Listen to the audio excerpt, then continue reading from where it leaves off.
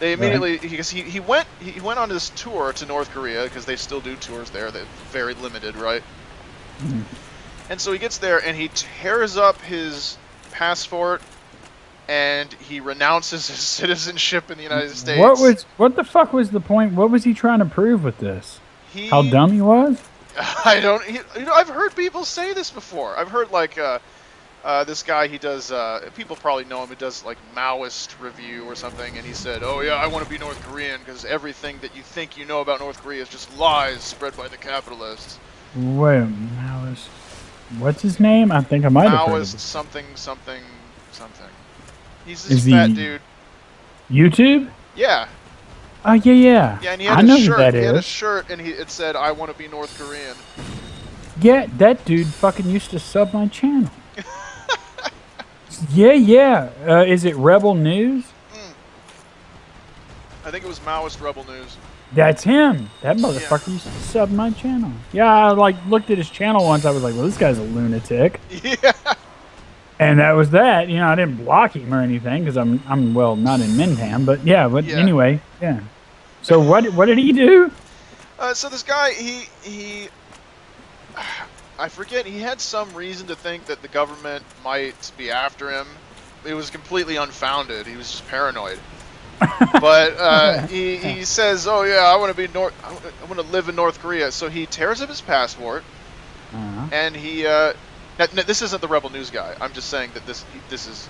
I've heard similar rhetoric from him. It's not the YouTube guy who did this. Just to be clear. Oh, okay. Okay, no. I just said that I've heard this from people like that. So he goes to North Korea, thinking everything that he's heard from North Korea. About North Korea, it's all just lies spread by the capitalists. It's really not that bad. It's really this wonderful utopian whatever the fuck. And so they immediately say, okay, well, you're going to go to a labor camp for about a decade. And then they show these photos of him all like depressed and shit, and he's like calling on the United States government to come rescue him or get a plea bargain or something. I'm like, you know what? Fuck you. You know what I mean? Yeah. You spend your time in the labor camp, and when you get out, then you can tell everyone, my experience in North Korea. Yeah, it really is that fucking bad. Anyone who tells you otherwise is a fucking moron. Yeah. But they unfortunately they did end up ransoming him, so he didn't. Yeah, of course they did because there's like an ethical thing there. Like, God damn it! I really wish that I could ethically just leave you there, but I can't. God damn it! I wish I could do that. I don't. Because like I'm really tempted to do that thing where you just go, nah. Yeah. You made your bed. I'm fucking it. I mean, I would love to just see the expression on some smug North Korean, officer's face. Some political officer comes, he's like, "Yeah, we have one of your citizens." Like, keep him. And they're like, "Well, aren't you gonna?" Nope. No, you renounce his citizenship, you idiot. No, you don't. You have one of your citizens. Maybe that just means treat him like different. you would one of the other ones. Yeah, it's like, excuse me, Mr. Ambassador, you and I, we come from very different cultures. Maybe that means something different where you're from. Here in America, you renounce your citizenship, you can go fuck yourself, asking us for help only moments later. It reminds me of this other stupid lady. There was this Canadian woman who was always writing like sympathetic things about the Taliban, and then she got captured by the Taliban, and of course... No fucking way. Yeah, this was years ago though. And then she's like, I'm making this video to ask you to ransom me. I'm really sick. I'm in bed. The way they're keeping me. I'm like, well, you know what, bitch? Fuck you. How about that? You made your bed. Now lie in it. This is directed at Taliban Studios. Yeah. Yes. Fucking ridiculous. They seem to have a pretty fucking nice production company. Yeah, it's better like, than some indie films. Yeah, file this under what did you think would happen? Yeah. Oh, yeah, I think at some point we just have to you gotta turn your back on some people because they're educated, well-fed people that make these decisions. Yeah, right? Like, no at some point, fuck you. Yeah. Right. Oh, I remember, and the way people rationalize when it comes to these really illiberal, radical groups and say, "Oh, I'm sure that it's, they're really the good guys," and that this is like some cheesy movie where the villains and the heroes turn out to be, You know, the guy you trust is really betraying you, and the rebels are really the good guys. And it just doesn't turn out this way. I remember this one reporter. I forget if it was a he or she. This was in print, and they said, "Yeah, so." Oh no, excuse me. My memory is so shitty. Anyway, they said that they were really impressed by this one group of militants that had hosted them. Because they said, well, the first thing they did was they promised us that while we were under their roof, they wouldn't kill us or allow us to be killed by other militants. And I thought, wow, that is an incredibly low bar you have set for them. Yeah, it's like, yeah, I mean, not many other places do people really get a pat on the back for not espousing, massacring you under. It's like, it's been a long time since we've done the whole. Here, have some bread and salt as my guarantee that you have the guest's right not to have your throat cut. The double standards people have are fucking amazing sometimes. They're just unbelievable. Like, I mean, what other group with that sort of attitude would those same people give the same leniency to? Yeah. Philosophically. Like if it was any member of the United States government talking that way. Yeah. Oh, we went out. Mike and Susan were so nice that we brought casserole and they promised not to fucking kill us at the dinner table. What the fuck? Yeah, it was a nervous moment when Mike was tasting casserole. We were all sweating profusely, and I held my wife's hand and said, we said our goodbyes just in case he didn't like the soup we used to mix it with. But yeah. But hey, he liked it, so they're really more tolerant than you think. Yeah, and the thing is, people practice this reverse exceptionalism, where they say, "Oh, this foreign group, they're justified when we would never justify ourselves." Yeah, and there's a lot of that too. Which like my little theme lately has been I want RoboCop. Yeah. I want a world full of RoboCops. Like, I'm so sick and tired of fucking ideologues and dogmatic retards and political dogmatists and just on and on. The Young Turks. Like, everybody I talk to is like the Young Turks. Yeah. Oh, the Young Turks. They're their own version of the Young Turks. Yeah, I'm done with them for good after I saw Cenk talk about the whole Bill Maher and Sam Harris thing. It was disgraceful. Long before, but yeah, I mean that didn't help. I mean, there's not a shred of integrity on that entire staff. Fuck no, and it's the liberal Fox News, but with less of a budget and harder to watch because of the budget issue. But I mean, and it's like Fox in two ways, in that they alternate propaganda and schlock. You know what I mean? Yeah. Just the I guess you could call them human interest stories if you're being generous, and it's really just like some random 24-hour news cycle dung that gets scraped up. It's like, here's people who look like they're pets. That kind of really stupid, inane shit. And that's the other thing that you'll find on Fox. You'll find Obama is the devil and people who look like they're pets. Like, just completely inane, idiotic shit. And these people, by the way, yeah, these people never confuse themselves for the other people. Yeah. Like, they constantly hurl charges at one another based on bias. On the faulty bias that their opposition has, right? But they fail to do the whole Agent Starling thing. Hey, Dr. Lecter, do you have the ability to point that high-powered perception at yourself?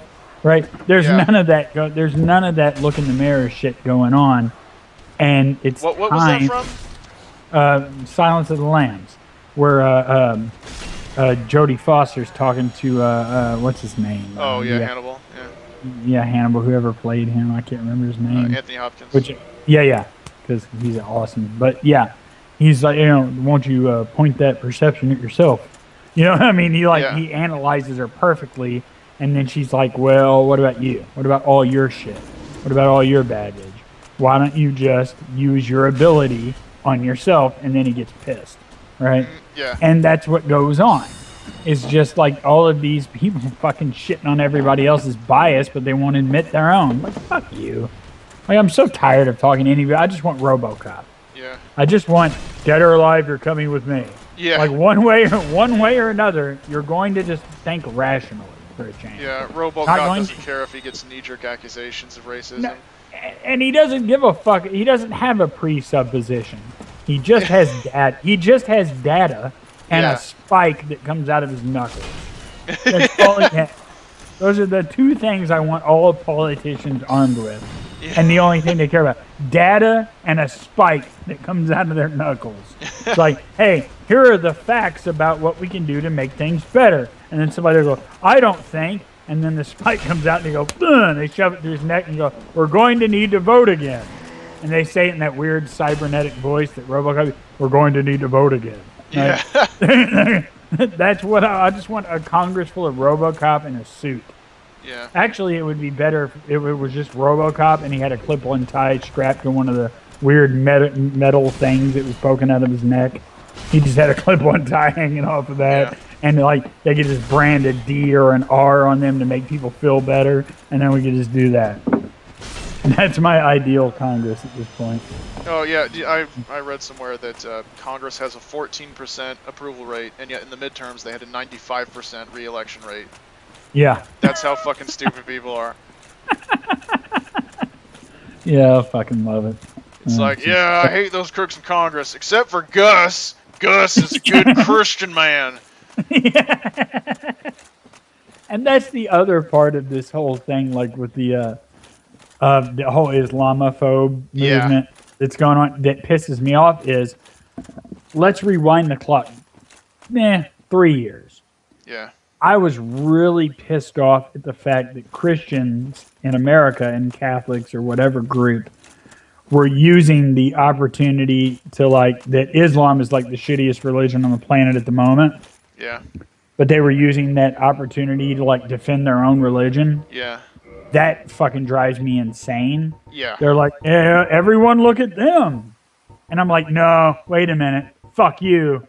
You don't get a pass. You suck. Yeah, you were suck. Them. You were them, like yesterday.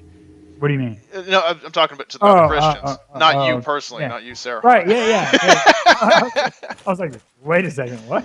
Yeah, no. to the Christians in this country and just in the world. You know, they were for all intents and purposes Muslims. It's just that, and here's the thing. Do you know a guy named Fareed Zakaria? No. He does this. He does some shows on PBS, and he's usually a pretty level-headed guy. But when he threw his hat into, he threw in his 2 cents about the whole Bill Maher versus Ben Affleck shit, and he just completely pussed out. It was disgraceful. Okay. And he just pandered like a motherfucker to his audience, and he said, look, yeah, that's an unfair generalization, because apparently saying that 20% of a certain demographic feel a certain way, that's a generalization now. From here on out, 20% is a generalization. I don't know what kind of math that is. But, yeah, there you have it. It used to be 20% was a fifth. Now it's a generalization. But now it's 51 to 100. I don't know. People are fucking retarded. Anyway. Yeah. So he says, yeah, it's just a shame how they were using this inflammatory rhetoric and making these generalizations like exact fucking statistics. But he said that Islam needs to tap into some kind of inner rhetoric or peace or some shit, like Christianity in the West has done. And I thought, oh, okay, so you've lost both balls. You're pandering to Muslims and Christians, right? And it's like, look, Christianity didn't phase out its medieval way of thinking by choice, right? Court systems arrived where the states wrestled that power away from the church.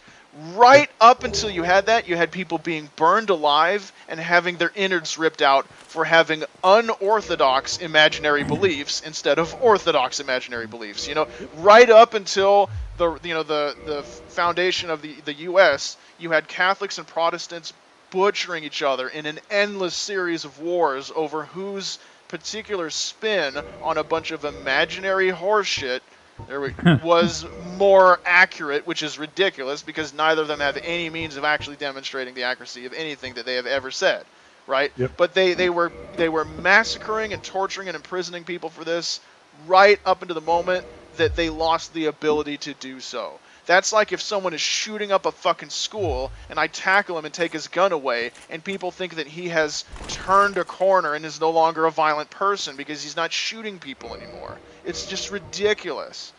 I mean, Christianity was Islam just yesterday.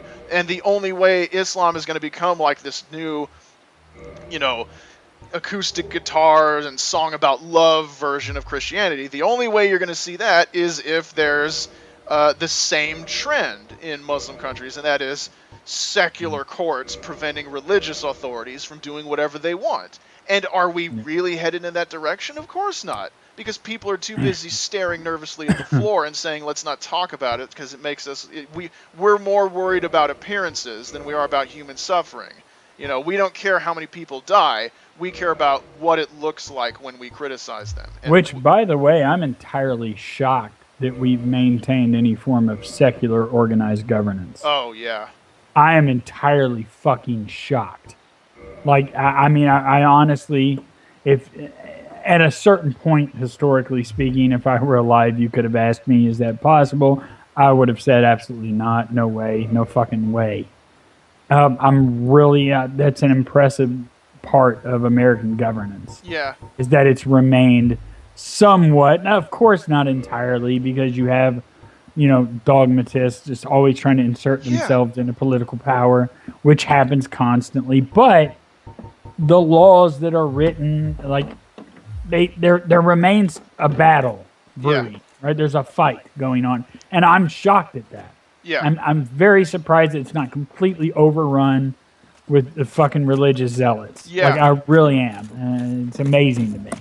Right, you don't watch Game of Thrones, but I just rewatched the whole goddamn thing, and there's this, the last battle of the last season, there's this army of 100,000 of these wildlings, and they're attacking a fortified position held by about 100 guys, and they barely hold them off. And that's what I think of when I think of all of the religious nutcases in this country, and how the barricades have just barely held against their religious fervor. And I mean, you have to think about... And yet you still have assholes who will say, yeah, we're definitely a success story of the role of religion in society. I'm like, no, we're... barely. We have barely held on by our fingertips, while these religious loons have constantly tried to, make their dogma the law of the land.